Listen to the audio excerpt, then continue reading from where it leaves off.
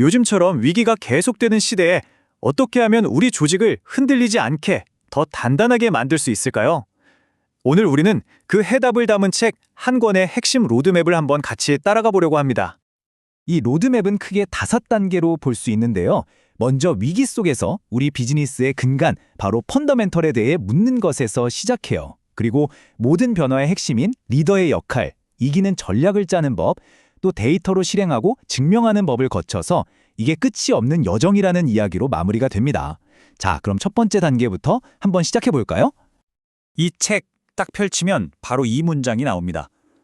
요즘처럼 불확실한 세상에서 결국 살아남는 걸 결정하는 건 뭐 화려한 겉모습이나 최신 유행이 아니라는 거죠. 보이지 않는 곳에 단단히 자리 잡은 기본, 바로 그 펀더멘털의 힘이라는 걸 처음부터 아주 강하게 이야기하고 있습니다. 그러니까 핵심은 이거죠. 새로운 혁신을 시도하고 이것저것 바꾸기 전에 먼저 우리 비즈니스의 기초는 과연 튼튼한가? 이것부터 물어야 한다는 겁니다. 이 책은 리더들한테 아주 직접적으로 질문을 던져요. 우리 회사의 핵심 가치, 비즈니스 모델, 고객과의 관계 같은 아주 근본적인 요소, 즉 펀더멘털이 과연 튼튼하냐고요? 만약 이 기반이 약하다면 아무리 좋은 기술을 가져오고 조직을 뜯어 고쳐도 결국 모래 위에 성을 쌓는 것과 같다고 경고합니다. 자, 그럼 이 질문에 대해서 책은 뭐라고 답할까요? 첫 번째 답은 어떤 도구나 시스템이 아니에요. 바로 사람입니다. 이 새로운 환경을 헤쳐나가기 위해 반드시 진화해야 하는 존재, 바로 리더죠. 책에서는 관리와 리더십을 명확하게 구분하는데요. 관리는 말 그대로 현재 상태를 잘 유지하는 기술이고, 반면에 리더십은 불확실한 미래를 만들어내는 힘이라고 말합니다. 지금 같은 위기의 시대에는 단순한 관리자가 아니라 미래를 만드는 리더가 필요하다는 거죠. 이걸 보면 딱 이해가 되실 텐데요. 조직이 날아오르려면 날개가 2개 필요하다는 거예요. 하나는 나아갈 방향, 즉 비전을 제시하는 변혁적 리더십이고요. 다른 하나는 팀원들이 그곳까지 잘 갈 수 있도록 힘을 실어주는 서번트 리더십입니다. 이 둘의 조화가 핵심인 거죠. 책에서는 리더의 스타일을 분석하는 틀도 보여주는데요. 예를 들어서 도전 정신은 엄청 높은데 통제력이 약하면 그냥 무모한 모험가가 되기 쉽습니다. 책에서 말하는 진짜 전략적 리더는 이 2가지, 그러니까 변화를 두려워하지 않는 도전 정신과 그걸 뒷받침할 강력한 시스템, 통제력, 이 둘 다를 갖춘 사람을 말합니다. 결국 이런 전략적 리더가 해야 할 궁극적인 목표가 뭐냐? 바로 권한 위임, 즉 임파워먼트입니다. 리더 본인이 모든 일에 병목 현상을 만드는 게 아니라 권한이랑 책임을 팀한테 넘겨주는 거죠. 신뢰를 바탕으로요. 그래야 조직이 무한하게 성장하는 시스템을 만들 수 있다는 겁니다. 자, 리더가 준비됐다면 그 다음은 뭘까요?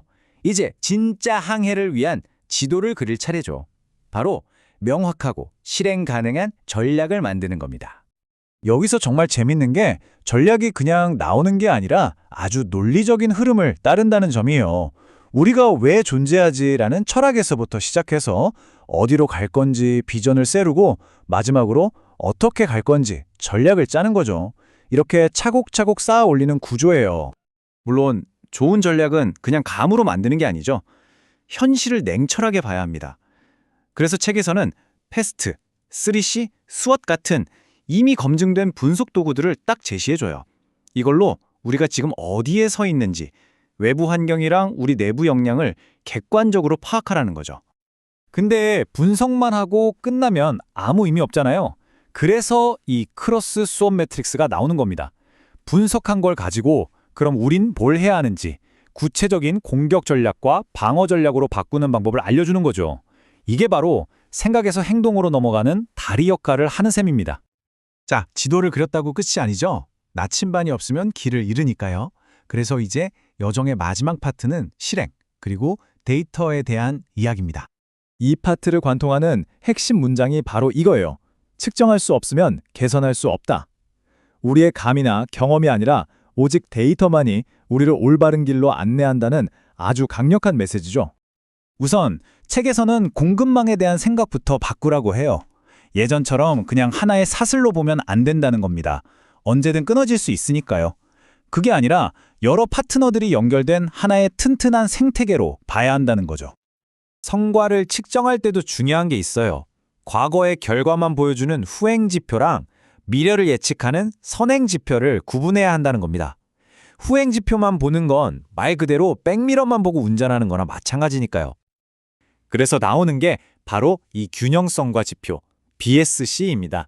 우리가 보통 재무 성과만 보잖아요. 근데 그것만 보면 회사의 진짜 건강 상태를 놓칠 수가 있어요. BSC는 재무, 고객, 내부 프로세스, 학습과 성장, 이 네 가지를 다 보여주는, 말하자면 우리 회사의 종합 건강검진표 같은 역할을 하는 거죠. 그래서 최근 리더들한테 이렇게 묻습니다. 당신의 대시보드는 그냥 과거 기록용입니까? 아니면 미래를 예측하고 있습니까? 중요한 결정을 내려야 할 때 그 골든타임을 알려주는 그런 살아있는 대시보드를 만들라는 겁니다. 자, 이렇게 리더십부터 전략, 실행까지 다 살펴봤습니다. 이제 끝난 것 같죠? 그런데 책은 마지막에 이 여정에는 사실 끝이 없다고 말합니다. 이 책에서 말하는 가장 무서운 적이 뭔지 아세요? 바로 어제의 성공입니다. 성공에 취해서 자만하는 순간 조직은 변화에 눈을 감게 된다고 아주 따끔하게 경고하고 있어요. 그래서 책의 마지막 핵심 메시지는 이겁니다. 펀더멘털이라는 건 한 번 지으면 끝나는 건물이 아니라는 거예요. 여기 표현 그대로 매일 가꾸어야 하는 살아있는 유기체와 같다는 거죠. 그러니까 이건 그냥 프로젝트가 아니라 매일매일 해야 하는 실천인 겁니다. 그리고 이 마지막 질문이 오늘 이 책의 내용을 따라온 우리 모두에게 남겨진 숙제겠죠. 우리가 오늘 본 모든 시스템이나 전략들은 사실 도구일 뿐입니다. 진짜 중요한 건 오늘 우리는 무엇을 새롭게 할 것인가? 이걸 끊임없이 묻고 도전하는 리더의 의지 아닐까요? 여러분의 조직은 오늘 무엇을 새롭게 하시겠습니까?